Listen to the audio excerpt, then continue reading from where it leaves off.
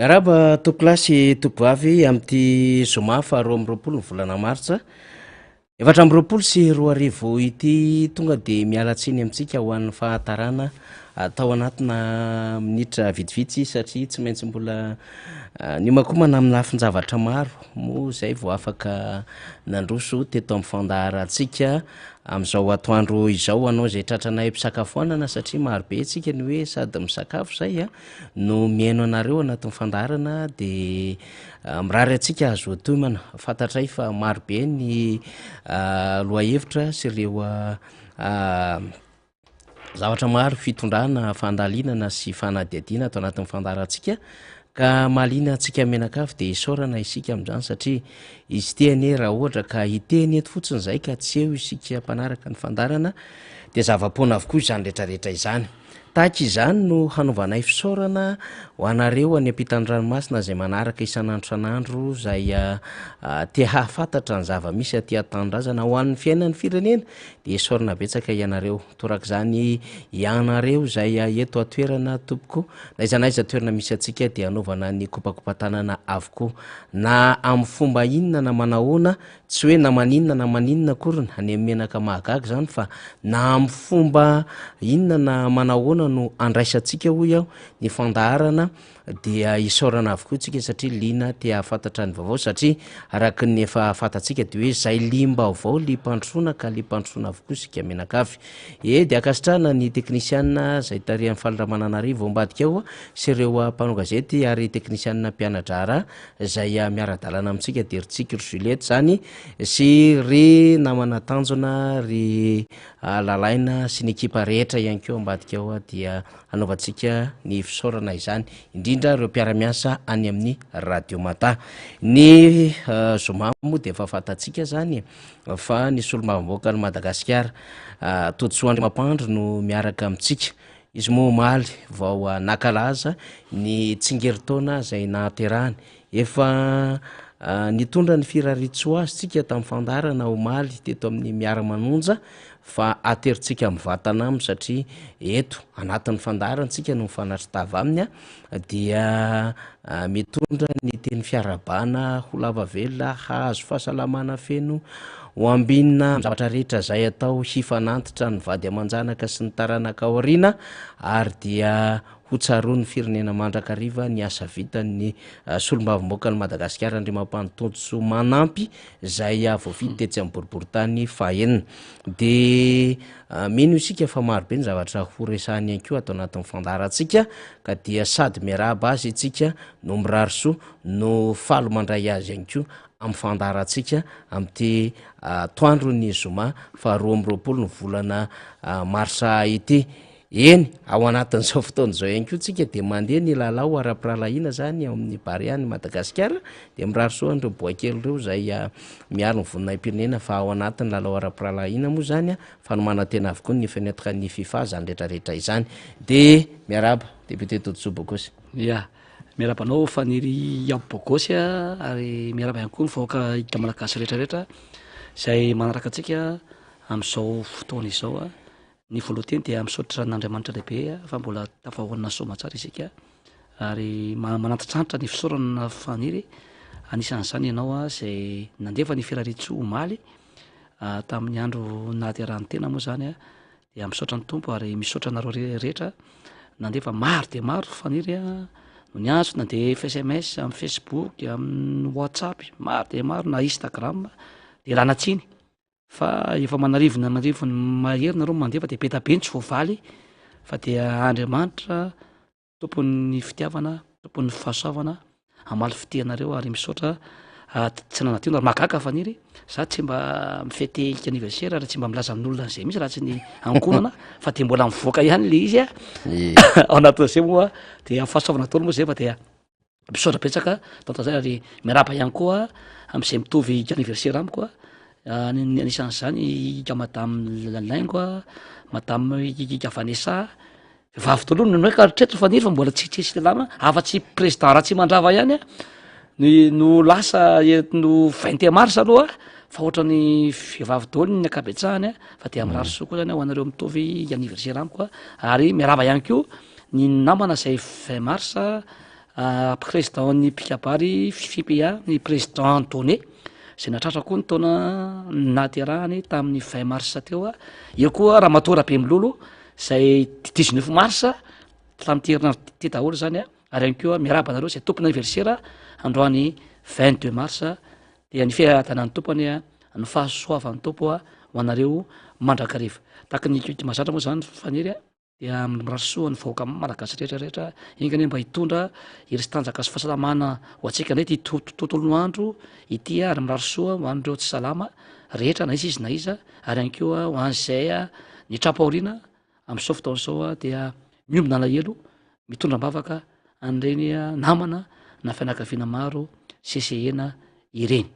dia miara-panomboana ihany koa nareo ho any atinam-bato zay manapaka zay tsy tapaka mihitsy manaraka izany fandarana eto amin'ny miara-manonja na amin'ny Facebook io a ary eo ihany koa itsika toerana manaraka amin'ny radio sy ny télévision anomboantsika azy ngamba fafaniry a dia misy indray zany a ny fotodrafitrasa sy ny asa sosialy a zay natao a tena amin'ny boribory foena hitatsika am'zao fa manaraka zao tena hoe manaraka ny fenitra tena nosy vavaka indray izy ty a nosy vavaka kambo manarina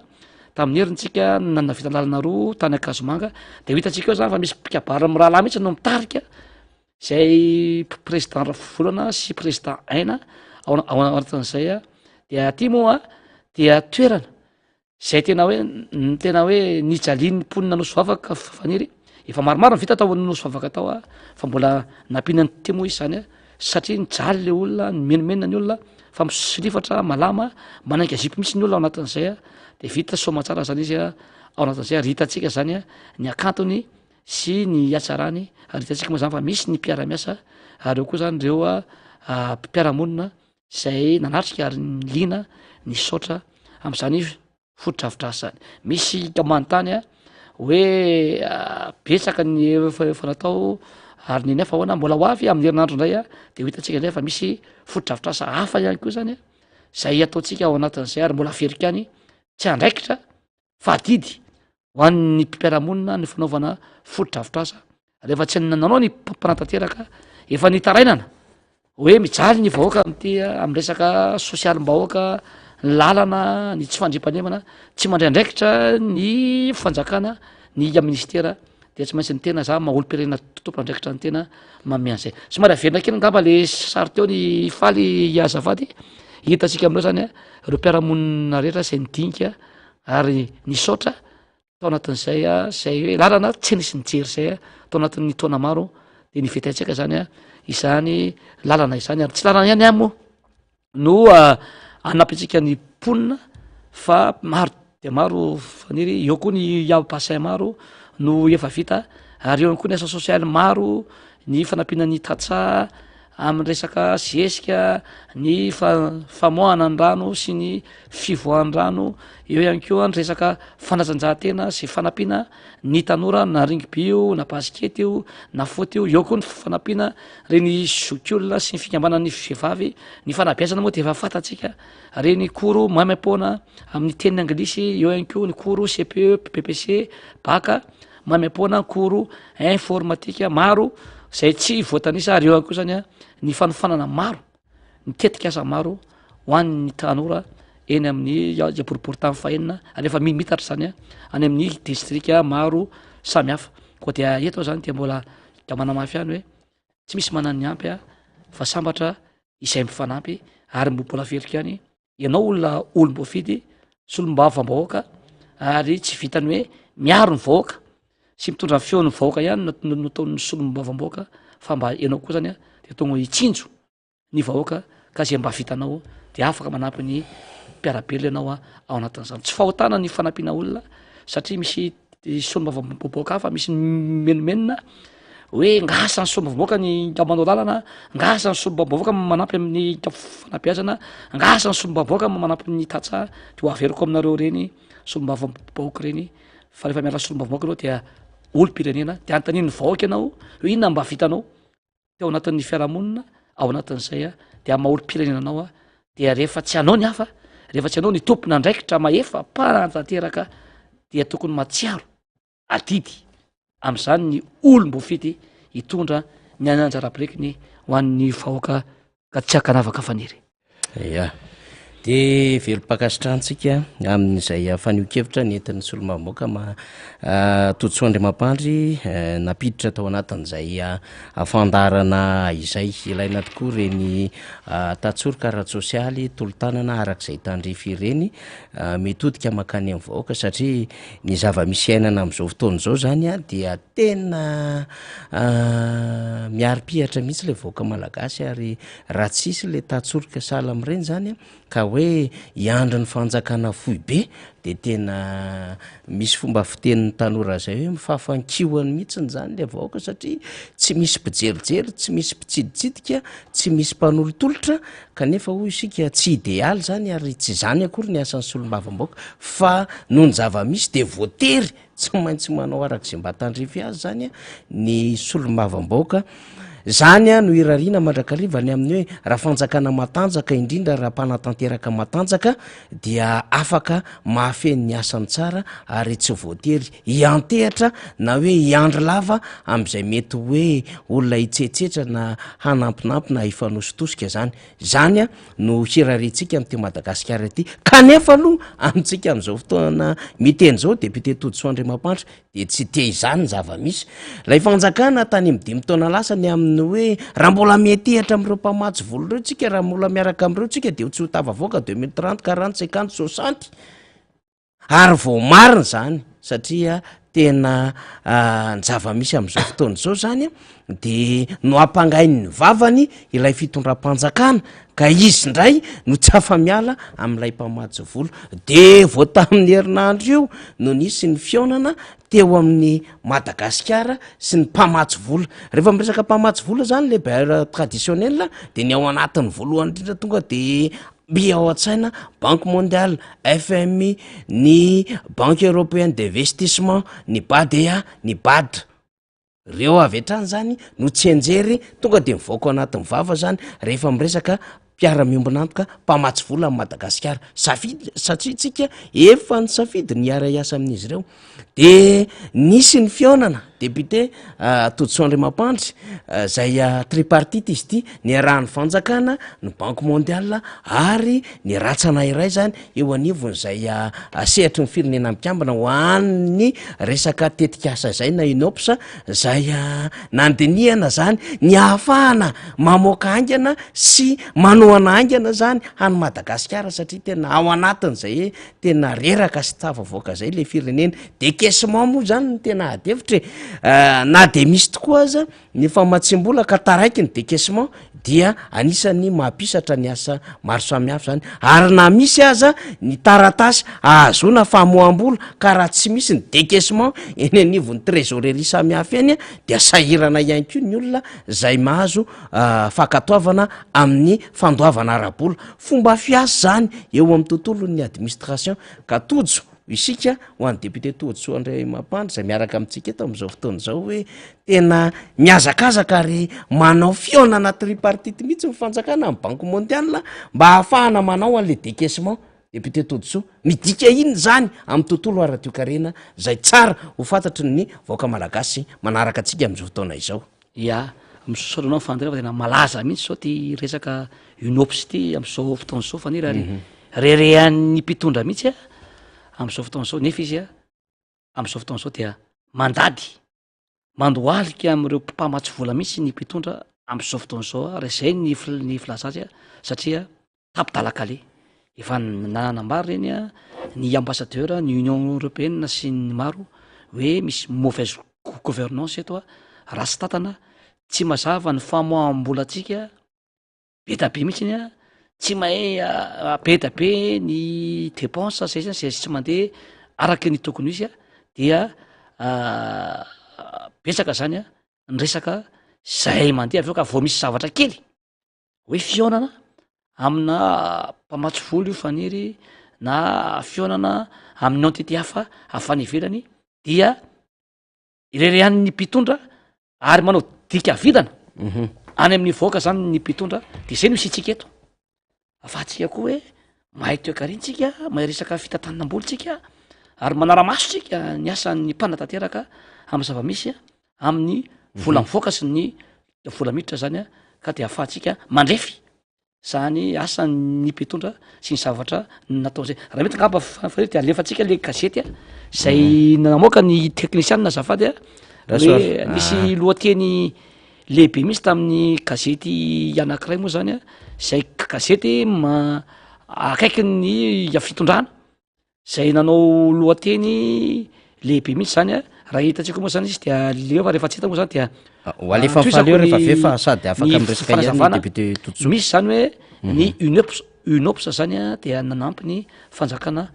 malagasy ny UNOPS zany tompoko a dia rantsana ihany zany ao anatina banky iraisam-pirenena ary io zany a dia voalaza fa nisy anampy am resaka projet de développement eto Madagasikara ny ampiana anatin'izay zany a dia tsy ny mpitondra no ampiana fa ny vahoaka malagasy a no ampiana ao anatin'izay de voasoratra tao anatin'le izy hoe ny resaka fahasalamana sy ny resaka PF zany na hoe ny planine familial no eritreretiny zareo a ho ampiana ao anatin'le izy fa zany zavatra dia nitarina be hoe azotsika famatsim-bola am resaka projet de développement de ny irairaina zany projet de développement zany ke tetika asa maro zany nga ny fahasalamana ihany zany fa be da be zany ny lalana zany ny eau potable ny barage be da be ao anatin'izany hoe projet de développement zany fa itya resaka planine familial io loha ty zany hoe décaissement de l'aide de la banque mondiale mondiale ao anatin'izy ny UNOPS moa zany de hoe bureau des Nations Unies pour les appuis pour les services d'appui au projet de ny rirena zany le izy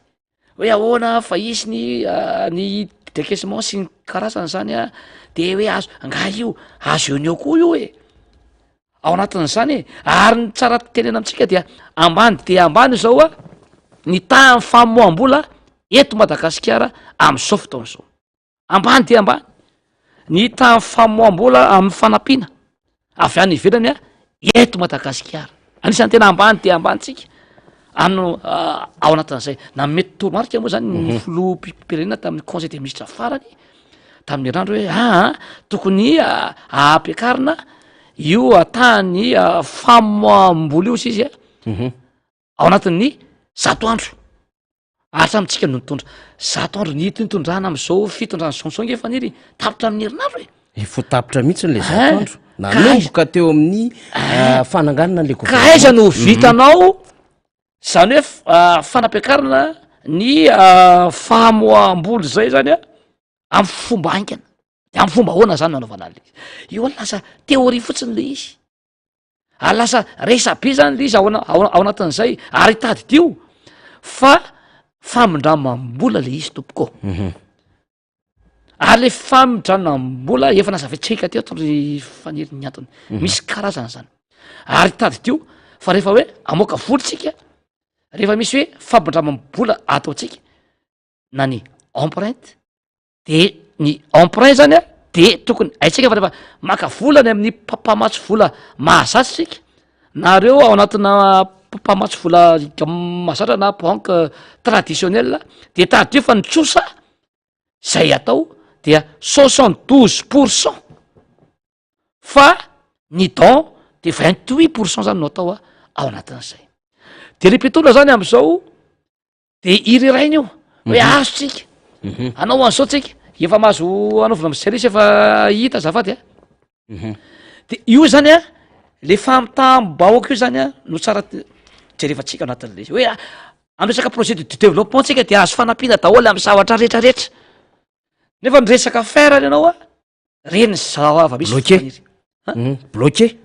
bloqué zany ao an'izy amin'ny fanaovana lalana ao anatin'izay ka vo misy zavatra kely de nisy gazety hafa mihitsy ary zay manakaiky ny mpitondra zavatra hafa mihitsy no teneny am'le firesahana amy resaka ty hoe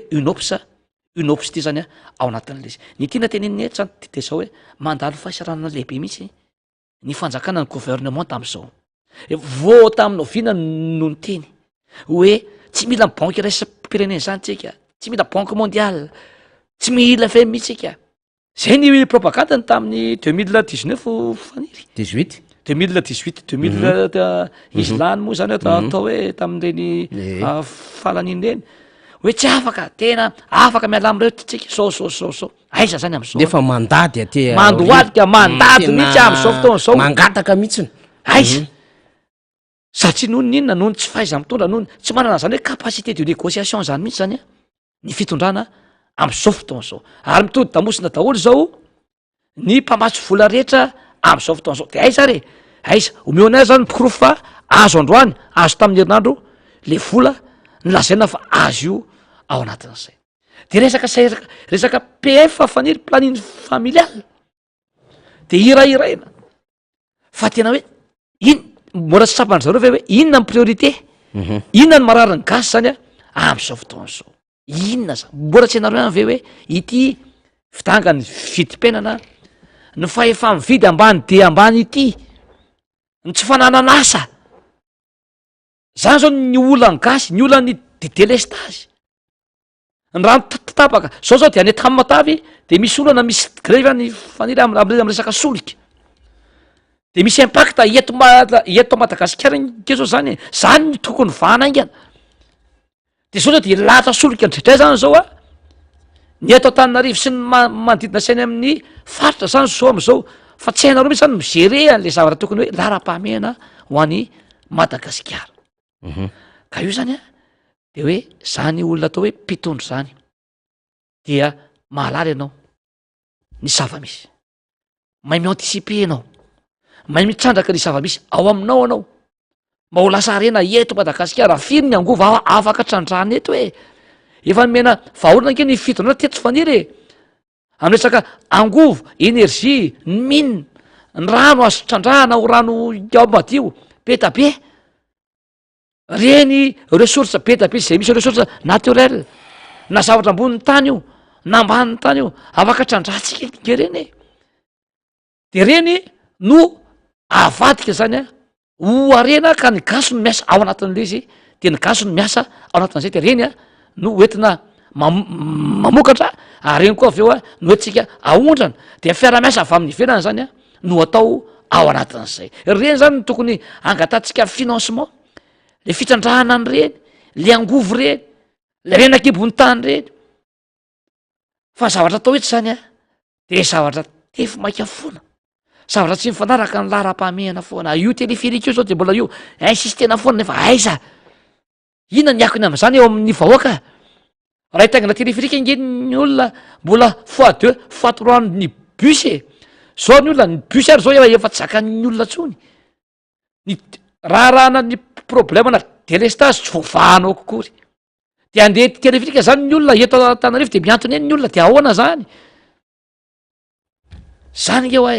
zavatra hoe efa natory taminareo daholo zany le zavatra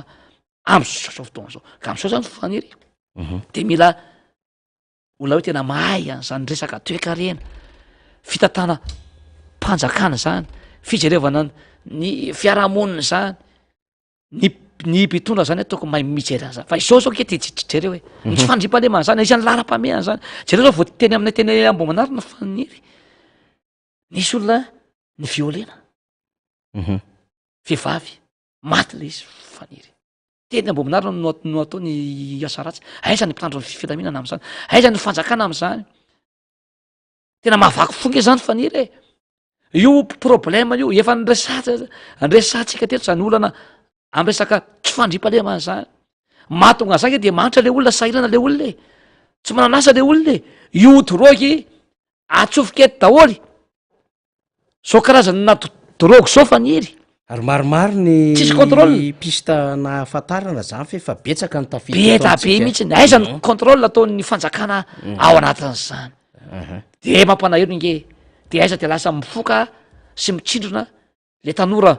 malagasy de manaonao foana satria tsy manana mpitondra izy miazy manara-maso ny zany zavatra miditra sy nyvoaka eto amin'ny firenao zany ke tokony anjaran'ny fananjakana no mijery an'zany fa hoe dia miraitsy kombakomba miratsy de avela fotsiny zany le izy a de apotika le tanora atsika tadeo rehefa potika ny tanora de no avy ny firena mihitsy zany a nopotika simba ao anatin'zay faniry asa aloha zany fa ny trangan-javatra ohatran'zao député Tojotsy zany a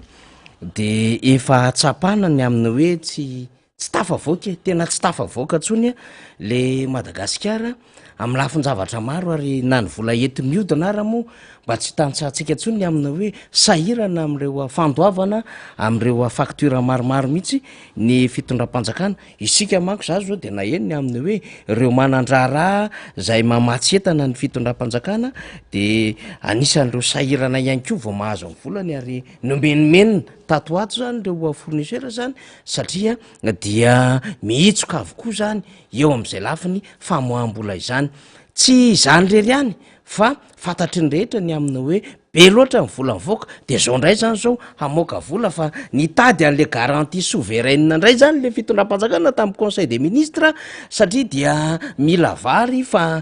importation anary any am 200 000 tonnes no any zay zany le ketrika am'izao fotoana zao député Todisou ary dia ny fanjakana indiana moa zany eo am 50 000 tonnes eo zany no efa presahana de ty le lohateny gazety anankiray mpiseho isan'andro mazava tsara mihitsy ny avoaka an'le gazety mpiseho isan'andro tamy ty androany ty ny amin'ny hoe manger moins zany hoe zara faminana zany et produire plus izy izy dia famokarana mitombo de hoe l'autosuffisance en riz se rapproche zany hoe ny tsy fahampin'ny vary dia mihamanantona tsikelikely am'izao fotoana zao zany hoe le vary zany misy mitopaka am'le riz importé fa tsy mahavidy an'le vary le vahoaka malagasy député Todisou de rehefa vakina ny votoatiny ty lohateny gazety ray ity de manasongadina indrindra an'lay hoe miimporté vary tsika ary hatram'izao tsy avabela le fitondram-panjakana SPM moa zany teo aloha teo ny adevitra fa zao misy orinasa indiana indray zany miara-miasa de rehefa manao an'le importation ambaratsika fony zany fa tsy maintsy mivoaka ny vola de zava-to zany rehetrarehetra zany député Todisou io misy io ke fadiry efatra satsika foana mananany tany efatrarivo izy ity député tena enjana zany hoe quel sisany tsy 1 euro nefitsika tany mamokatra ary sopotro ny vary zany Madagasikara zany taloha ary efa nitenina foana hoe tsy mety nge ty e ty manafatra vary any ivelany ty e na manafatra ny PPN sy ny maro samihafa any ivelany fa ny fanafaratsika nge vary na zavatra fa any ivelany mahatonga an'io fitangan'ny vidim-piainan'io e fa any am resaka famokarana ny tokony imasony ny fitondrana efa ntenenina kike zany ampio reo tatsa amokatra meo azy ny fitaovana rehetra ahafahany mamokatra bebe kokoa zay le hoe produire plus na ny asa tanana ampio reny manangana orinasa iamadinika sy saratsanany reny ampio ny tanora malagasy ranga anangana orinasa de ahafahany mamokatra de misandraka de rehefa mahay mamokatra tsika dia mora ny vidin-javatra eto atoerana dia avy eo tsika manondrana any ivelany de miditra ny devisy rehefa be da be ny devisy miditra rehefa manondrana tsika tompoko efa toro am'izay nareo fanjakana efa tory foana rehefa mitombo ny devisy miditra rehefa manondrana de mitombo ny devisy miditra dia ny ariary tsy mitritongana tsony ny ariary fa miakatra ny ariary rehefa miditra ny devisy rehefa miakatra ny sandan'ny ariary de mena ny vidim-piainana dia miakatra mifahefamy vidin'ny olona na pouvoir d'achat-ny olona resaka toekarena nge zany efa tory foana nareo na de mpanohatra ary izay dia Madagasikara iombonany ty raiso re les solutions le voalohana omena rehefa zay no tsy tianareo tsy maninona zany fa le vahoaka rangajerena efa mena daholo nge de les solutions ho anareo e fa inona ndray mbola anafarana vary 4 000 tonnes faniry am'izao fotoana zao be da beke ny tatsaha 5 ny vahoaka tatsaha eto Madagasikara e ampio izy reo meo azy ny fitaovana amboary ny barazy rehefa tsy manam-bola ny fanjakana rehefa laninareo am zavatra fa ny vola mbahoaka ny vola mpanjakana de mindrama vola de famindramam-bola de aopany amresaka développement rural mbola pays à vocation agricole nge Madagasikara e ampio rangany tatsaha raha ina mbo manarina eny aminay fotsiny ary no ampinareo amin'ny lemaka be tsy mitatatra sy lany eny infatra mbo manarina siaty eroke iny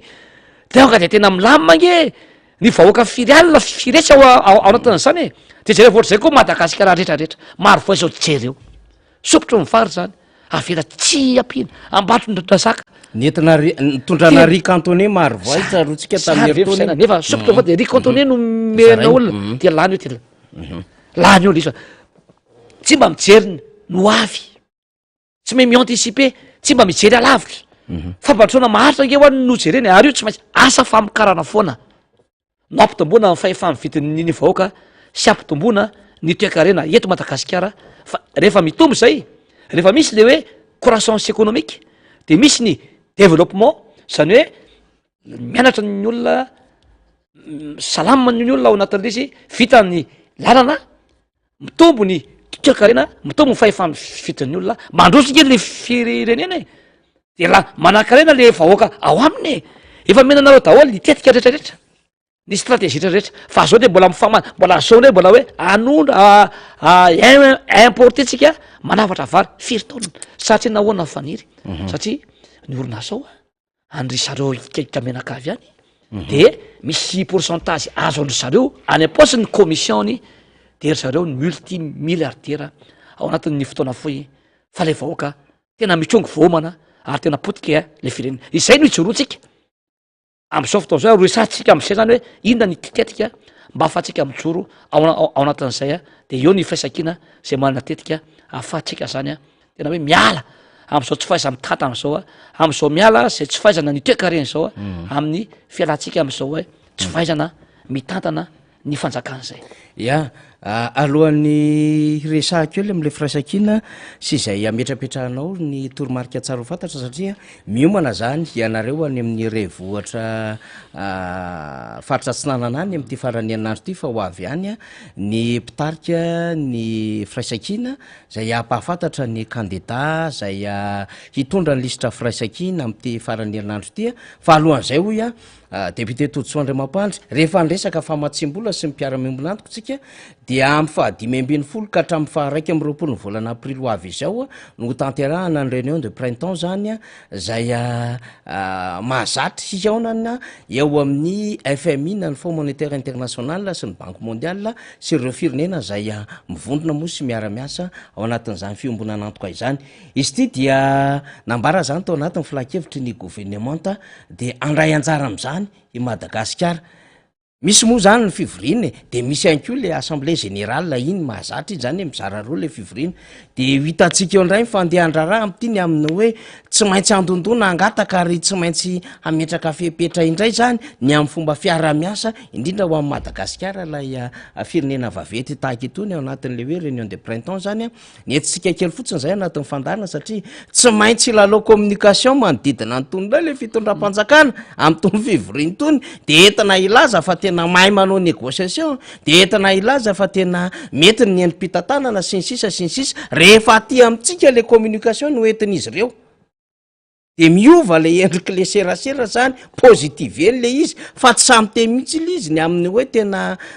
tsy tafavoaka satria ohatra fotsiny zao afaka resahantsika nge zany matoa am'izao fotoana izao tsika tena tsy maintsy mivory amina réunion tripartite miaraka amin'ny banque mondiale sy ny UNOPS dia misy ny fahasairana lehibe ao anatin'izay olana ara-pitantanana sy ny volam-panjakana izany ary tsy salasalantsika koa matoa tonga anatin'izany hoe autosuffisance na vary zany de ahafantatsika fa manana olana lehibe eo amin'ny tontolo ny famokarana kanefa dia mbola hamoaka volandray le fitondram-panjakana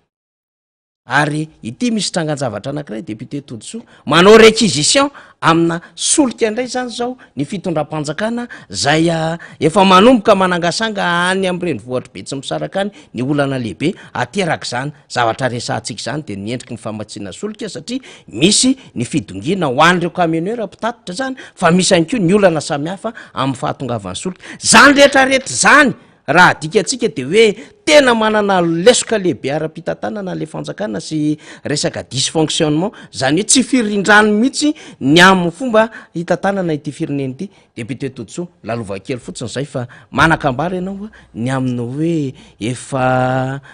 nampahafantarina zany fa vovorana firaisankina no hirotsahan reo candidat sy olombavamboaka avy ety anivo ny fanoherana rehefa nahita an'io moa le fitondram-panjakana ka hoe malaza indray zao vovonana de mba nanao vovonana koa izy menakavy de nahitana toko politika efa tsy retsaika fa 20 taona lasa ny entsehatra ara-pifidianana farany sasany etriny efa tany am 5 taona lasa taniny no efa mba nanaonao kely karazana kongresy de tany de mifidy filoha nasionaly de tsy misy tsony de iny any le filoha nasionaly iny tsy fantatra na efa mba nanao déclaration d'existence ny sasany fa zao voatriny fo ay hoe mbola misy zany antoko politika zao na izao zany zany ny foaziny lay mpanohana le fitondram-panjakana lay vovonana zany satria taitra nahitan'le vovonana firaisaka iny de rehefa taitra teo de namakotakotra de nitambatambatra tao izy menakavy de nabobotsina tao aloha hoe mba ho betsaka fa naizanona zany azy aloha zany dia efa manomboka mivoaka reo listry ny candidat ny firaisakina manerina Madagasikara député Totosoa. Ya io moa de fomba fanaon'ty fitondran'ty misy faniry le mangalatahaka tsy mba manana hoe saina tia karokaroka na hoe hitondra zava-baovao na rivo vaovao an'ny fiarahamonina sy ny firenena fa de makatahaka bêtement ny filaza azy ngamba ao anatin'le izy ary ny tena anao teo hoe misy réunion du printemps misy réunion zao ry ivelany reny nge tsy Madagasikara ihany no atsona fa réunion mahazatra reny eo daholo ny firenena rehetra zany ao anatin'ireny ny zava-dehibe amin'ny vahoaka nge tsy resaka fivorinsana be zantsony hoe any France any Suisse any Afrika any aniny fa efa firy zay fivorina vita teto am'ty fireneny ty sy tany ivelany nataon'zao fanjakana zao fa tsisy fiatraikany any amin'ny vahoaka mihitsy zany zay fivorina lava sy fitrosanany any ivelany sy famindramam-bola zay natao zay de taviny vahoaka zao efa résultat hoe mba misy fiatraikany vantana any aminy ny zavatra ho atao fa tsy raha ray ny voaka tsony zany na ivory aiza anao na ivory aiza na ny an-tsahy anao na ny tanàny anao na aiza na aiza anao mivory na any fianaiza anao tsisy akony amin'ny voaka tsony zany efa leo an'izany ny vahoaka fa ny voaka zany de hoe inona mivavolana maika azo tritsapy an-tanana iray ny voaka am'izao fotoana zao ary zay mahatonga ny vahoaka zany leo sitofoka ary mitodika aty amin'ny firaisakina ary zay mbola mahatonga ny voaka mbola velom-bolo satria ny firaisakina sisa no anterany vahoaka anova n'zao fomba fiasany zao fitondrany zao anova ny tsy mety ary hitondra ny tsaratsara kokoa mihoatra ny fitondrana am'izao fotoana zao ny tena moanao teo hoe nanakana vovonana kokoa zany ry zareo ainy fa tsy napoza mihitsy le hoe fikambanan'ny firaisakina hoe antoko lehibe manany maizy azy ny firaisakina raha veritsika eto foana fa firaisakina zany no entiny ny antoko politika eo ny tim zay tarihan'ny volavalomanana eo ny miavatoro zay tarihan'ny président siteny de ny prositeny zany miaraka aminy eo ny HVM zay tarihan'ny filo erazao mampaina zay efa filoam-pirenena koa zany misy filoam-pirenena roa teo aloha zany tao anatin'izay eo koa ny APM antoko politika madio zay tarihan'ny Andriamatoa Baba na Kankis Baba miaraka amin'ny solombavam-bahoaka ny Madagasikara i Brunel ary ny tsara tafina miaraka amin'ny ambassadeur Parena Auguste mafy nge zany faniry tsy nitovy hevitra nge zany teo reo samy manana nefa fa zao noho ny fitiavan-tanindrazana de nitambatra ho iray reo toko anaky dimy lehibe reo ka nivondrona ao anatin'ny hoe firaisakina ny ororo ngery zareo ay tena nieritretra hoe samy mandeha samy mitady zany reo atoko rehetrarehetra reo kanjo le atoko tena matanjaka rira mihitsy sy manana maizy azy eto amin'ny tany sy firena no mivondrona de nakatahaka nakatahaka de mbola tsy nijory any hatram'izao nge mbola tsisy candidat officiel niany zareo any amin'ny fanjakana satrina hoana miady seza miady reny hitatsika reny tena hoe mifandrangitra reny hitatsika mifanao iatotondry reny tany Fianaratsoa any Majunga eto Antananarivo satria le solombavam-bahoaka zay ampianasa mbola mitongo ny toerana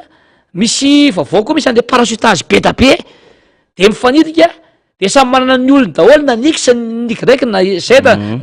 na rakoto na rasoa na randry samy manana ny olony daholy de ao miady akarinao miady antranao noho le fitiavatseza de zao amin'ny 27 ondry faniry amin'ny 27 mars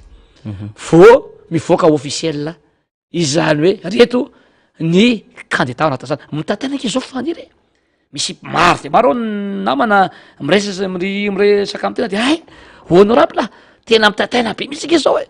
ny anareo ty efa vita ny dossier efa milamima daholy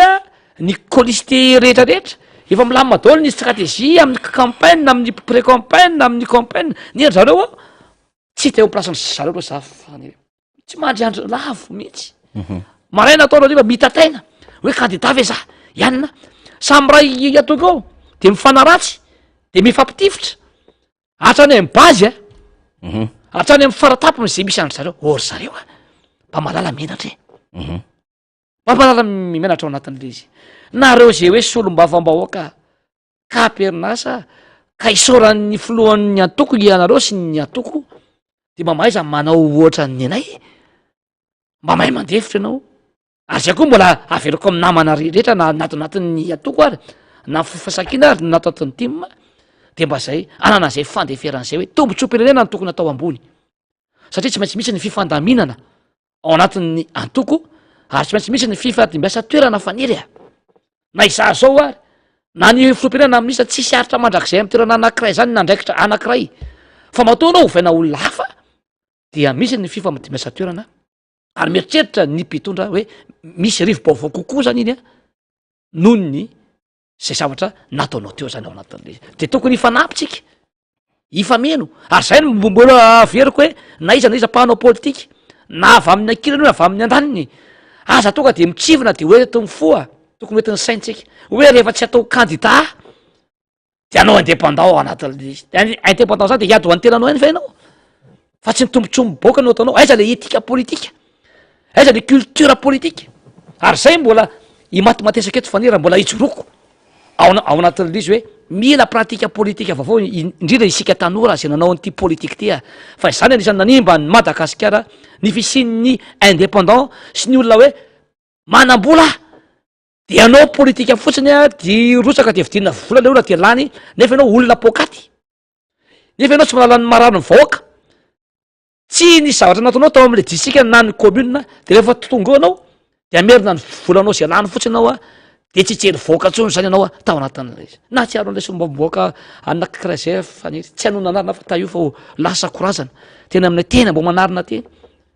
zay nampararen'ny olona mana mesiasy zany nanao an'zao ataoko an'zao nareo zao lany le izy faniry tsy hita voalana izy nanadigana ny ambo manarina ary tsy nataony tao anatin'zay ary be da be fa tsy izy rery no mpitondra teto amitsika rehefa lany ianao mainy olany fotsiny de mandany zay zavatra rehetra avy eo le vahoaka tsopany amin'ny ambavavony ny vahoaka tompoko malala ny vary sy ny tsipa varivary fantatry ny vahoaka hoe izany io miaraka amin'ny foana na tamin'ny fahorina io na tamin'ny oram-baratra io na tamin'ny anaty fotaka io na anaty tambary io iza foana no nijoro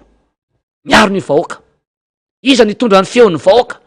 iza no ny niosina niaraka taminy iza ny mba nanampy azy iza mba nitsinjo azy ary no anatin'ny fikaisakina tompoko ny candidat ny fikaisakina efa nyjereva nambony ambany daholy zany candidat rehetra zany fa mahazo matoky ianareo fa olona manana an'zay rehetrarehetra zay olona manana ny fahendreny manana ny fahalalana olona niosina tany anaty vahoaka ary malala ny olona ny vahoaka ary vonina iaro ny vahoaka ny candidat ny fikaisakina eran'ny Madagasikara tsy sanatria akory faniry ka olona tsopotsoponina fotsiny ny candidat ny fikaisakina ary tsy ny premier liste ihany fa na ny deux na ny suppléant rehetrarehetra na ny deuxième liste na ny suppléant rehetrarehetra de olona manany maizy azy ary nandalo ambaratonga be da be mihitsy vo hoe mbola nijerevina daholy momba an'le olona rehetrarehetra zay vo natao ho anisana zany candidat ny firaisakina zany ka tsy zany no tena tenenina hoe maniry soa ho an'ny candidat rehetra zany tao anatin'ny firaisakina efa maro de maro tsitsika no natolotra tao anatin'zay fa de anjarany iny an'ny faritra tsy nanany iny dodray zany zao faniry no anolotra zany amy sabotsy de miantso ny vahoaka ny any antsinanany tamatavy sy ny mandidina rehetra zany fa ho tonga any ny mpitarika atsika ao anatin'ny firaisakina efa nisy solom-bavambahoaka maro koa ny faniry amperinasa ao anatin'ny firaisakina zany miandry izany lanonana lehibe zany ary mino sy manantena fefa lina ny vahoaka ary be efa be da be ny vahoaka tonga ao tamatavy eo be da be zany anarsika izany hoe anolotra ary miandry hoe ity le candidat anay zay atolotra amin'ny fomba ofisialy no vaolana zany de feany faniry dia ty amin'ny firaisankina firaisankina zany a dia manana ny projet de société any manana ny vina manana ny foto-kevitra ary manana ny olona zay tena hoe mendrika hitondra ny feon'ny vahoaka ijoro ary ady ho an'ny tombotsoan'ny vahoaka fa tsy ady ho an'ny tenany ny kandida rehetra ao anatin'ny firaisankina faniry eny ary de ao amin'ny trano malalaky ny magro tanambao sainky zany a ho an'ny rapitso a no fionana ho atsika vahoaka ny tomasina ka lina ny ahafantatra sy ny ahita iainko a ireo kandida zay hitondra ny lisitra firaisankina ho amin'ny fifidianana sy lomam-baoaka ho avy izao amin'ny fahasivy amby roapolo ny volana me de ho an'ny zay efa nahazo izany moa zany a de efa mietsiketsika sy mametraka reo équipe de campagne sy ny hiatrehana izany fifidianana izany a araky ny efa hitatsika mifanaretsaka eny amin'ny vaovao sy ny tambajotra sosialy rehetrarehetra iny a araky ny nambarany député Totso amin'ny fahavononana de vonona tokoa zany ho an'ny lisitra firaisankina satria tena asa masina ho an'ny tanindrazana izy ty ary fijoroana ho fanavota pirenena zay a ambaratsika izay ambarana azy iala eto amin'ny fandarantsika député Totso satria mbola tsy maintsy nde hamonjy ny adidiny fiarahamonina satria dia misy amin'ny mahatantely amam-bahona zany amin'ny fiainana dia hanatrika adidy ho farafananana havana iray a ny solomam-boaka Totso Andriamampandry dia hometsika lalana ianao Andriamatoa solomam-boaka maniry ny verenanao eto indray amin'ny herin'ny androany raha misy ny vaovao azo ampitaina mialohan'izay tsara mampita hatrany a fa ho an'ny faran'ny herinandro aloha zany tsara mariana ihany reo ezaka sy asa miandry ny député Totso ho amin'ny boribory tany fahenina alohan'ny angianao ya misaotra faniry a marina koa zany fa tsy maintsy andesa satria misy fianakaviana zay misy namony ainy zany a dia tsy maintsy ikamonjy an'izay a fa dia mirarosoa ny vahoaka malagasy rehetrarehetra marina fa tena mafy ny fiainana fa mbola tsikivitsika fa ny firaisankina no hery ary io fahasivy amby roapolo ny volana me io a zany a no farany ahafahantsika zany hoe mamadika ny pietsy mamadika ny tantara ny firenena fa satria raha maro anisa ny atia ny fanirana anatin'ny firaisankina dia itsika ny mahazo ny fahefana ao anatin'izay a ary mahazo ny manoditra ny premier ministre sy mitantana ny gouvernementa zany a ao anatin'izay a rehetra izay ary manentina atsika vahoaka ao anatin'izay a asady mba ho tonga mba anandratra-bato daholy a amin'izany andro zany andrainy andraikitra rehetrarehetra zay tokony atao isy any ny fananantarana ho atsika zany a ao anatin'izay fotoana izay a fa dia eto zany dia mbola mampirisika atsika ihany atrany mba hitsoratrany ho an'ny firenetsika ary fitiava tanindrazany dia ny tanindrazantsika no arovantsika ary rehefa tena miombonytsika ho ray ao anatin'izay a de tsisy atohatra atsika tsisy atohatra herim-bahoaka zany a fa ty midray mitoraka ty zany a no anambaratsika sy asehotsika horetany horen-danitra fa rehefa mitambatra ny vahoaka ho ray dia tsy maintsy afaka am'izany hoe zioga ny fanitrana sy ny fahisarana any zany ny vahoaka misaotra tompoko lahy makasiaka tompo vavy eny ary de akasitratsika omendalana ny solomam-bahoaka Totso Andriamampandry anoizatsika ny fandarana de ny roa amby roapolo ny volana marsa de andro maneran-tany ho an'ny rano eto ambonin'ny tany zany dia nosafidiny teo aneviny firenena mikambana ny roa amby roapolo ny volana marsa hakalazana zany andro maneran-tany ho an'ny rano izany de amin'ny journée mondiale de l'eau azy a dia napetraka zany hoe rano ho amin'ny fandriam-pahalemana l'eau pour la paix zay zany no napetraka ny teo anivon'ny firenena mikambana mba ho tsarovana zany ity faharoa amby roapolo ny volana marsa ity de etsy ambony etsy ny antony mahatonga an'le hoe rano ho an'ny fandriam-pahalemana de l'eau izy peut-être source de paix de conflit ou de conflit zany hoe ny rano indraindray dia anisan'ny loharano ny fandriam-pahalemana na loharano ny fifanolanana ihany ko lorsque l'eau est rare ou polluée rehefa tsy misy ny rano na eo ihany ko ny tsy fahadiovana zany a dia na ihany ko zany tsy misy ny fomba ahazoana azy zay mety misy ihany ko ny tsy fahazona avy noho ny anton-javatra tsy mitovy dia misy zany lay fifandomana fiakaran'ny tension zany zay eo amin'ny olona sy ny firenena voakasika zany zay zany ny antony mahatonga an'le hoe rano de anisan'ny mitondra makany amin'ny tsy fandriam-pahalemana ny zava-misy eto Madagasikara te hiteny kely zavatra amitsika satria na alina ty andro maneran-tany ho an'ny rano ity na journée mondiale de l'eau ity ny antony mahatonga hoe lina tamin'izy tia zany dia raha nandeha tamina commune iray izahay ary tao anatin'izany tena koa tanety be mazaza tamin'ny alarobia teo dia misy fokotany iray io fokotany io mety hoe any ho any amin'ny Amerika-ntsaka ve sa Imerina Avaratra ohatrohatran'izay ny anaran'le fokotany zay ndresaka tamiko de zao ny zavatra ndresahan'le mponina anatin'le fokotany amin'ny hoe tena mijaly rano zay satria raha maka rano zay anatina zanam-pokotany anankiray zany misy an'le toerana zany raha maka rano zay ho le mponina zany ary mponina vitsivitsy ny resaka tamitsika de zao tsy maintsy mangaty farafahakeliny 700 metatra zay vao mety hoe ahita rano kanefa riska be zany ho an'ny resaka voalohany indrindra resaka aina satria raha ohatra zany tsy mahay mangady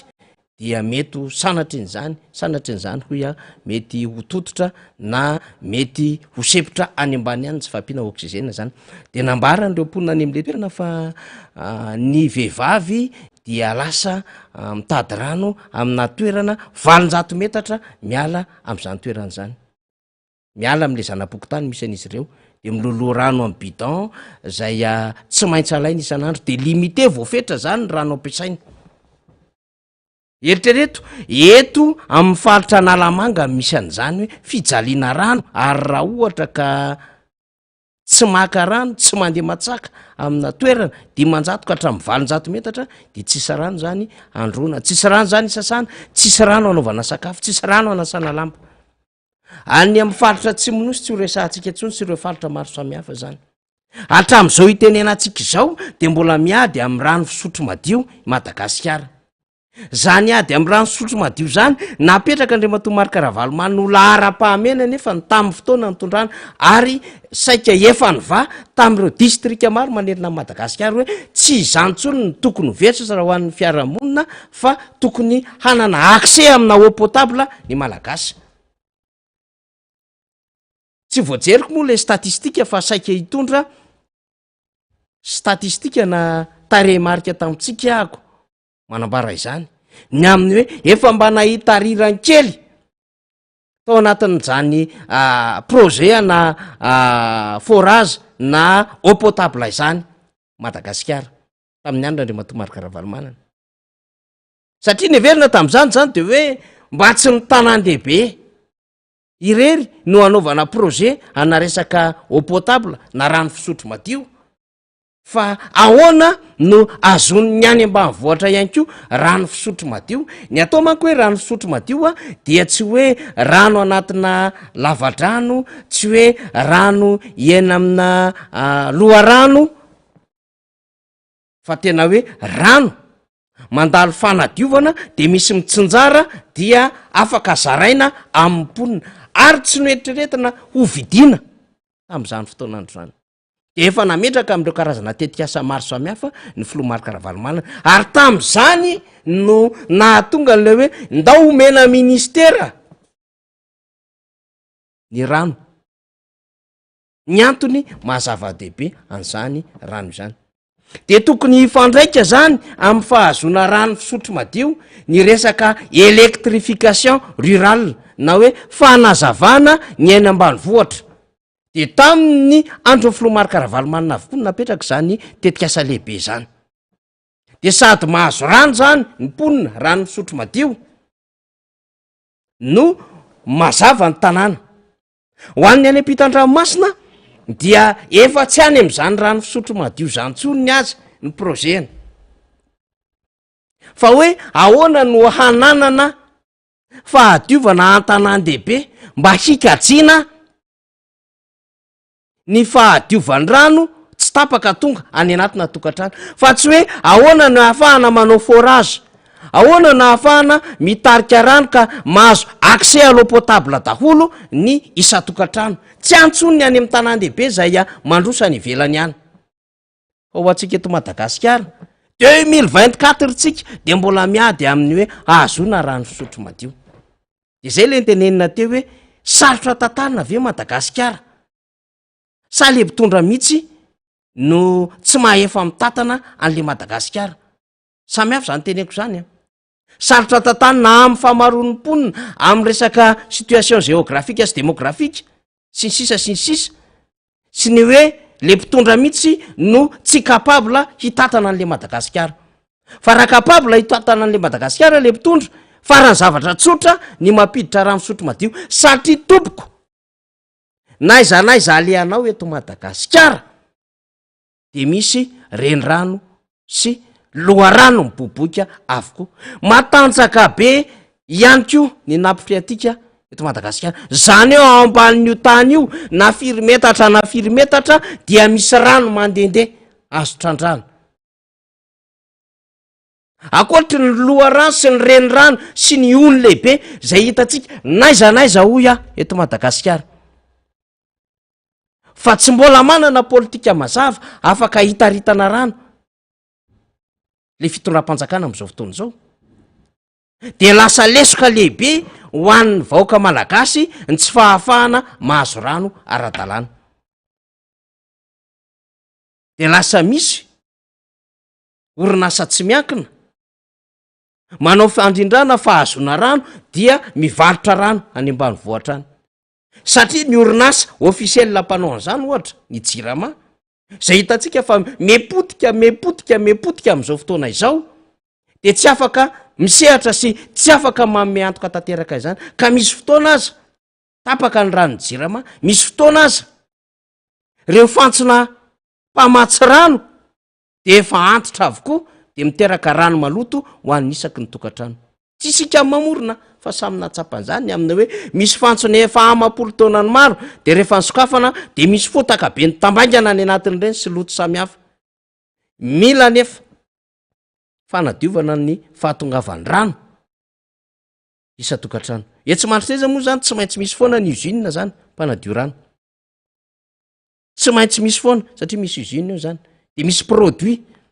zay vo assurena isan'andro famatsiana rano isa-tokantrano zany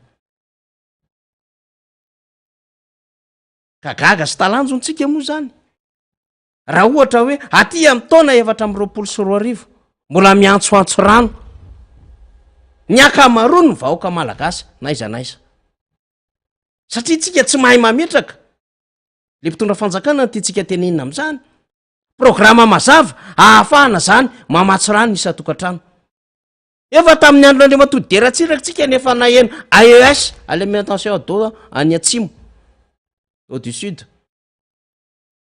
efa tamin'ny andro Andriamatody deratsiraka tsika nahafantatra fa misy lay camion citerne lehibe zay mizara rano isaky ny point d'eau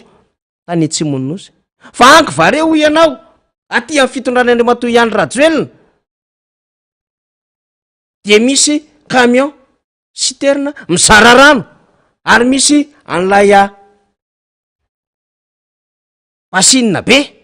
apetraka isaky ny point any amin'ny fokotany samy hafa any vatsiana rano mba hahafahan'ny olona maka rano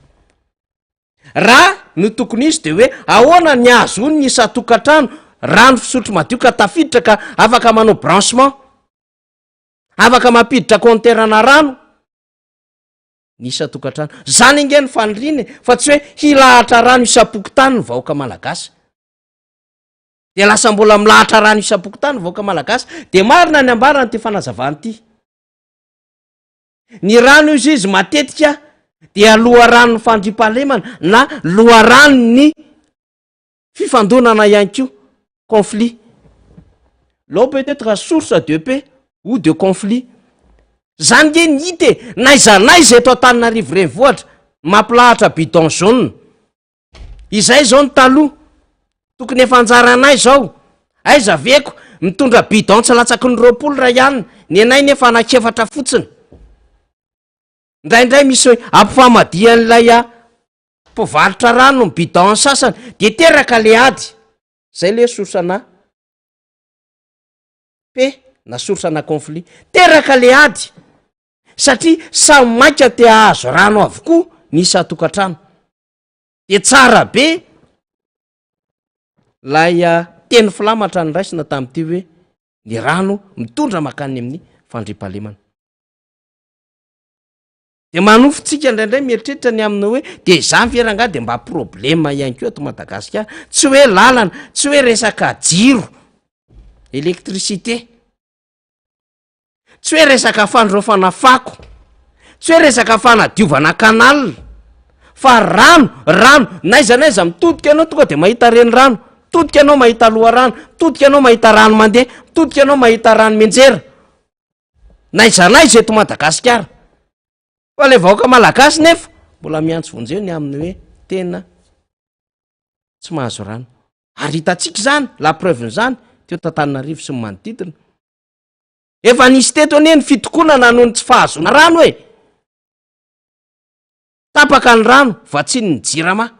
Le jirama sady efa osa eo amin'ny famatsiana herinaratra no osa amin'ny famatsiana rano. De veriny ny aminy hoe izany ve no nanonganam-panjakana tamin'ny 2024. Ny hijaliana sy ny ahapotehany firenena ohatr'izao ka na rano aza dia zarazara fa mahazo rano isa-tokantrano. Sarotra zany ivoaka ny trano zany ka tsy mandro. Sarotra zany miditry ny trano zany ka tsy mandro. Sarotra ihany koa zany manao raharaha zany ka tsy mampiasa rano. Ary sarotra zany mampisotro rano ny ankizy zany ka tsy rano avy nampangotrahana rehefa tsy mahavita rano amina orinasa mpamokatra rano efa amina botay isa-tokantrano. Ary tsy voatery havidy rano amin'ny botay isa-tokantrano. Fa eto Madagasikara zany zava-misy. Lay fanonganam-panjakana no nitarika zavatra marobe makany amina fahapotehana sy faharendrehana. De tsy vitany hoe vidiana lafo fa mampikaikitra nenina ho an'ny hisambatan'olona amin'izao fotoana izao. De loza ho an'ny firenena ny tsy fahampian'ny rano tonga any amina isa-tokantrano. Eny! Fa voaray volana latsaky zay chef d'institution anankiray nanaitra rehefa nikarakara olona tamina hôpitaly lehibe teto Antananarivo sy ny manodidina. Fa hôpitaly aza ratsy de ratsy ny famatsiana rano. De nalaza be teny amin'ny tambajotra sosialy izany fanehon-kevitra nataona chef d'institution zany Andriamatoa Rivo Rakotovao. De iny apitso afaka apitson'iny nanao fihetsiketsehana teo anivon'ny hôpitaly hoe tena misy rano ato fa eo amin'le resaka pression no olana kely samy hafa. Eny le izy azo atsaraina fa angamba tsy de olana fa ezaka zahay. Ahoana moa ny eritreretanao aty amin'ny 2024 mahavita hôpitaly manara-penitra maromaro ao anatina spectacle le fitondram-panjakana idedy hafana anaovana oeraoera andanimbolam-panjakana kanefa rano aza amina hôpitaly be manahirana. Jiro aza amina hôpitaly be nisy namoaka tamin'ny tambajotra sosialy omaly hoe nisy hôpitaly tapaka ny jirony. Zany ny zava-misy actuellement eto Madagasikara amin'izao fotoana izao. De ahoana ny tsy ahatongavantsika saina ary vahoaka ny aminy hoe ireo ny olona ny heverina fa hopitatana atsika. Le olona mihevitena ho tena mahay, le olona mihevitena fa tena fanaperana ny fitantanana firenena, le olona mieritreritra fa tena kaiky vahoaka, le olona tena mitondra an'le slogan lava isan'andro hoe Madagasikara tsy maintsy mandroso. le olona lay miseho superman miseho bolo kongo fo amin'ny politika mampitahotahotra lava am'izay olona manao fietsiketsehana na izay tsy mitovy hevitra aminy izany mitatana eto Madagasikara am'izao fotoana zao ka na rano sotroinao ara problema ao anao nefa rano am'izay le rehetra misy eto na mbola rano hanaovana angovo azony herinaratra azy feno eto Madagasikara izany tsy mahafantatra ary iza mpianatra votovorona tsy nanao fikarohana mombana tohadrano sy rehan-drano zay ahafahana mitrandraka herinaratra eto Madagasikara misy eto fa zao aleon'ny sasany manambaka ny malagasy amin'ny fampanofana gropy manambaka ny vola amin'ny malagasy amin'ny fandoavana filoro amin'ny fandoavana carburant de bankropitra eo le jirama sahirana arabola eo bokatroso eo lay malagasy na de tokony ny afaka mitrandraka rano azy amin'ny alalan'ireny barazy samy hafa ireny satria misy an'izany na manjato ny arany isa tadiaviny eto Madagasikara ary reny ny tena tsara indrindra sy mora ny kohany rano ny herinaratra avy amin'ny alalan'ny barazy namelona sy nampiainy antsika eny ny herinaratra ny vokarina andekaleka ary zany ny antony nahatonga fitondrana marika Ravalomanana valo sy roa arivo nampiditra fitaovana teto mba hahafahana mamatsy any andekaleka niaraka ny groupe Vatsila zany nahatonga fitondrana herinaratra ary mampianina 3 sy 4 arivo nanafatra gropy ahafahana manodina satria misy lavaka efatra ao andekaleka ahafahana mampiditra gropy ampiasainy avy hatrany de ny voalohany sy faharoa ny asa ny everina zany fa hoe ny tombo ny isamponina de tokony vatsiana fahatelo sy fahaefatra zany izy moa le fanjakana tamin'ny alalan'le filohany tany amin'ny 20 sy 4 arivo tany hoany nandritry ny firy-taona zao megawatt mba vokatra ny vokarina zay namatsiana mponina 500 mponina fa zao rehefa tonga ao de amatsy 700 megawatt fa le mba nananatsika 700 megawatt ary nienjera tsy haiko na firy megawatt sisa no mba afaka ny raha vita nisa tokantrano teto Madagasikara tsy natateraka ny teny nataony izy ary tsy vitany tsy natateraka ny teny nataony izy nanimba zavatra raha ny nataony izy sy mipiaradia aminy ary tsy vitany nanimba zavatra nitarika fahavoazana ho an'le olona marobe satria lasa niditra tamina corruption ireo mpitatana teo anivon'ny jirama satria vaky balina potipotika ilay orinasa jirama zany vokatry ny tsy fahaiza mitatana izay le ivin'ny fanazavako mandrakarivany aminy hoe nitondra anakaiza ny fanongana mpanjakana 7 sy 4 arivo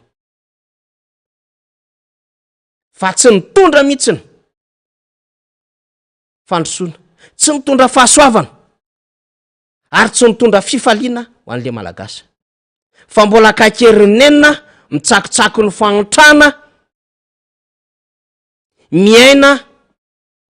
ny fahoriana isan'andro san'andro malagasy ahoana ny eritreretanao ambarany lalam-panorenana fa misy zo-tsabona ary ny fanjakana efa niteny an'izany tamin'ny mandahany teo aloha hoe misy an'resaka soin voalohany homena an'ireo tsy salama fa isan'andro san'andro ianao tompoko zay mety ho tombony lehibe ny fisiany toy ny Facebook tony na mety misy aza ny lafiratsy amin'ny fisian'le Facebook ho amin'ny fahasimban'ny tanora samy hafa eto amintsika de misy tombony ihany satria any no miantso vonjy fanampiana ireo malagasy zay tsy mahavita amitsaboteny am'izao fotoana zao isan'andro firifiry no malagasy miantso tolo-tanana misy tovilahany ohatra tsy afa-mihetsika nangididy ny antombohan'ny tongony de narary de am'izao fotoana zao tsy afaka mihetsika tsy manana vola entina hitsaboana de miandro fotsiny eo de manao tolo-tanana ny sasany maso ny vo ny sasany voto be ny tongotra ny sasany tao amin'onony maro be ny sasany miditra hopitaly ao ny mpandia ao na mpanakanto de miantso tolo-tanana satria tsy manambola entina mitsabotsony le vahoaka malagasy am'izao fotoana zao tsy manambola entina etrehana tsy fahasalamana le vahoaka malagasy any ka amin'ny teniny hoe aza mba marary ihany fa rehefa tsy mahavita amin'ny fianakaviana de tsy maintsy miantso tolo-tanana. Mampalahelo anie zany e. Teza le fitondram-panjakana am'zany. Ny amin'ny fitsontsovana amin'ny fiarahamonina sy ny hoe sosialim-bahoaka. Ny fahasalamana de ao anatin'izany sosialim-bahoaka zany. Zay ny entina foana hiantsona amin'ny fahatongavan-tsaintsika vahoaka ny amin'ny hoe tsy hanao azy reto mpitondra fanjakana reto. Na ohatrinona lela volomenao anreto mpitondra fanjakana reto, tsy hanao azy reto. Vola narina fotsiny, vola tamin'ny Covid fa tsy nisy tatsoroka, tsisy fanampiana tonga tamin'ny isa-tokantrano vahoaka malagasy zay mety nahatsara sy nahasoa azy. Vola narina daholy reo vola azo amin'ny fomba fiteny zany tenentsika zany tany amin'ireo mpamatsy vola. Fa tsy taratsitsika ny amin'ny hoe aiza daholy ary moa izy ireo. Mety itsika amin'ireo narina zany de hoe tsy nampiasaina araka ny fomba nampiasana azy, tsy tantaratra le izy. Hoe tena miaina ny isa-tokantrano. Migoka zany hoe nisy mpamatsy vola namatsy vola izany de migoka izy. Hoe ity vola ity de trosain'ny fireneko, trosaiko alohan'ny taranako, alohako. Amam-polo-taona ny anerinany fa hitako vandravandra amin'ny fomba ampiasaiko azy sy ny tombontsoa ho azoko. Tsy afaka miaina am'zany mihitsy le vahoaka malagasy am'izao fotoana zao. De miaina fa hoany, mandeha zebra fotsiny araka ny fitenin'ny tanora e. Zany ny tetim-panovatsika. Hahazona manao fanovana mahery vaika, révolution électorale. Amin'ny 27 volana May. Raha tsapanao fa tsy mety tsony mbola hanohizana an'izao zavatoza manjo amin'ny firenena izao, de tsy maintsy mandray andraikitra ianao hiatrika izany révolution électorale zany na fiovam-penitra mahery vaika ara-pifidianana. Ahafahana mandamy mandray ny firenena. Tsy possible tsony hoy no iaina anatina situation sarotra eto firenena ity. Satria tena le vahoaka mihitsy nefa tsy mahita le, tsy mahita zay ho arapana, tsy mahita zay ataony fa nena tamina raim-pianakaviana tamin'ny maraina. Tsy tatsony raha fa zay atao. Zay manko mba fitenina namana zany eny amin'ny fiarahamonina ny tenako eny. Tsy tatsony raha fa. Ohatrany tsy mikariko any tena, ohatrany tsy mba miezaka any tena. Nefa manao ny aina tsy ho zavatra mihitsy, misombovoka makaiza. Fa zao. Tsy hita mihitsy hoe ity mba misy vola mivaingana. Fa na ny olona mpampiasa raha tokony antso, tsy miantso tsony satria na le olona koa raha tsy manam-bola. Any amin'le mba mikaramatena kely zany. Mafy mahazo an'le vahoaka. Ka zao, mba tsy hahatonga anao hitsetsetra, mba tsy hahatonga anao hifanometsiny sy mba tsy hahatonga anao anatena tsy misy an'le mpitondra fanjakana, de tsy maintsy ianao maka fanapahan-kevitra ny amin'ny hoe fiovam-penitra mahery vaika ara-pifidianana no tsy maintsy izorana. De andray anjara ary tena ilofo am'zany rehefa tonga ny fifidianana sy olom-bavamboaka amin'ny 27 volana May. De mandroso vahaolana ho anao ny vovonana ny firaisan-kina.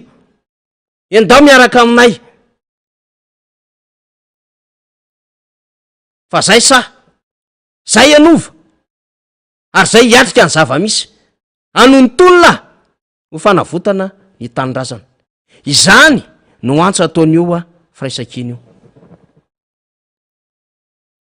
Ka any am-pelantanantsika vahoaka zany ny baolina amin'izao fotoana izao. Ny fomba handraisantsika azy, handaminantsika azy, hifampiresahantsika azy, ahafahantsika mametraka ny ekipa isam-pokotany sy isaky ny commune, anjarantsika amin'ny mandrindra izany. Ny any nafinaritra isy fokotany ray ny antso amina distrika iray ato anatin'ny faritra Analamanga. De io le raha namana ny antso omaly alina. Le matofaniry, mampafantatra anao zahay. Fa efa nivory zahay ary tonga de nandray fanapahan-kevitra avy hatrany. Tsy miandro zay toromarika any amin'iza na amin'iza fa mampafantatra anao zahay de ampahafantarao amin'ny onjam-peo. Fefa natsanganay ny rafitra firaisan-kina aty amin'ny fokotany misy anay. Izahay le mpiadiady, izahay le tsy mitovy hevitra ara-politika ary misy mihitsy aza olona niaraka tamin'ny fitondrana io nampandany an'io fitondram-panjakana io fa tofoka leo tsy te herika amin'ny fitondram-panjakana io nivondrona ato anatin'le firaisan-kina. move efa azonao ambara izany kandidaty amin'ny distrika zao ho an'izay fantako de nyteneniko ray anina ay ampafataro azy efa tonga de nandray andraikitra zay raha midina ty izy de efa tonga ny vahoaka de efa mandray anazy hanatanteraka fivoriana inona ny tokony ataonay hoy le olona ny antso aho maly mio baiko zay mio toromariko zay fa tsy lasa tsony ty toy zay misaotra betsaka fa raha ohatra n'izany ny fandraisana anjara sy andraikitra isaky ny fokotany ahafahantsika mametraka ho zava-dehibe fa tsy kilalao tsy somongamonga tsy kivazovazo ty fifidianana solom-bavamboaka ty fa tena ahafahantsika manao fanovam-penitra mahery vaika de isaorako le namana avy any amin'ny fokotany zay niantso aho maly alina ny aminy hoe efa tonga de mivory zahay azo tato daholo ny ray aman-dreny samihafa eto an-tanàna hoe ndao tsika hivondrona fa tsy lasa tsony ty zany no fahasahina tadiavina isam-pokotany fa tsy mora zany tsy mora ny ady amin'ny fahazaran-dratsy ny sasany tonga de mametsaka baiko sy tery tsy mora ny ady ny fahazaran-dratsy ny sasany mieritreritra fa azo ny vahoaka ka azo ny vidiana amin'ny koveta sy ny tosika fameno sy ny jirona koa tsy mora zany fa tsy maintretrehetsika zany rehefa te hitondra fanovana de mela olona samy tarika isaky ny distrika mino fa ny kandida amin'ny firaisakina zay fanambara am'izao fotoana zao de olona say tarika ary vonina hitondra am'izany fanovana mahevaika izany hatreo ny fandarantsika am'ty zoma fa 12 volana marsa ity de makasitraka atsika menakavy nanaraka izany isaorako ianao tetatoerana sy ianareo tany ampitan-dranomasina tany zay naraka ny fandarana ary isaoraka ihany koa namana teknisiany eto amin'ny MBS any amin'ny radio mada zay miezaka mampitatrany ity fandarantsika ity ny solombavambahoaka ny Madagasikara Todsoandriamampandry niaraka tamintsika teo ary ny fandimby no raisitsika ihany koa re solombavambahoaka zay afaka nanio hevitra tamin'ity herinandro ity everitsika fa amin'ny herinandro ambony io zay fa hanangasanga ny fametrahana ny toto-taratasy hovidiana dia ifandimby hiakatra eto amin'ny fandarantsika ireo kandida avy amin'ny lisitra firaisakina sy ireo solombavambahoaka am-perinasa zay hitondra ny fanio-kevitra sy fandalinana ary fanadiadiana mikasika amin'ny fiainan'ny firenena de mirary farany herinandro mahafinaritra ho antsika menakavy misaotra ihany koa am'ireo mpiara-miombonantoka zay tsy mitsahatra ny mankahery atsika izy moa natao hoe mpiara-miombonantoka de reo everina zany fa malagasy zay mpanaraka akaiky any amin'ny tambajotra sosialy reo mpiaino amin'ny alalan'ny radio na mivatana na mifamerenana ny alimbe sy ny maraimbe iny ka mahatsiary mandrakariva amin'ny adidy amanandraikitra dia tsy mitsahatra mandefa mesazy manoratra voaraiko avokoa ireny mesazy alefantsika amin'ny 34 12 902 40 ireny 34 12 902 40 voaraiko ireny ary anaovako fanadiadiana ary misy ny hoetiko eto amin'ity fandarantsika ity reny le ozy hoe mpiara-miombonantoka satria tsy mitsahatra mandany crédit anareo tsy mitsahatra mikariko anareo ny fomba hahafahantsika mifandray mba hampitana hevitra de isaorana tompoko makasitraka lehibe de lehibe veloma tompoko ho amin'ny alatsinainy toy izao indray raha ohatra ka mbola tahin'Andriamanitra ka mahazo tanjaka sy fahasalamana isaotra tompoko